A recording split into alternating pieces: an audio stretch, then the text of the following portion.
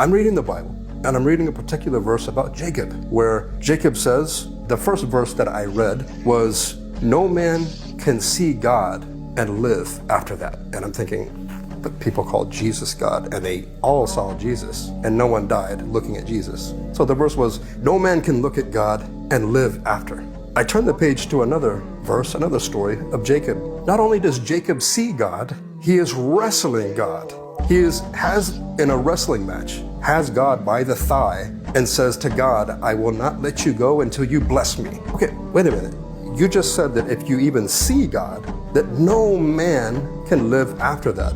Okay, so why is Jacob living after that? And why does God have a form that you can hold on to? And why can't God, being all-powerful, pull away from Jacob? The story goes on. So what did I do? 14-year-old me raised my hand. The pastor came over and said, how can I help you? I showed him the 2 verses, and his reaction was, I didn't even know that that was in the Bible. And I said, what? But you're the Bible pastor. You're the one that's supposed to be teaching us the Bible. And as a 14-year-old boy, I asked him, how do I rectify this? How do I make sense of this? How do I live and believe as a Christian after reading this contradiction? But again, if anybody wants to know the moment, when did Allah open my heart? It is when they made sujood. When they made sujood, and I saw them call the adhan, wash themselves, recite the Holy Quran, become humble, and then put their face on the ground, that was it. That was it. That was the moment where I said, these people are not normal. And I have never in my life seen worship of God until now, today.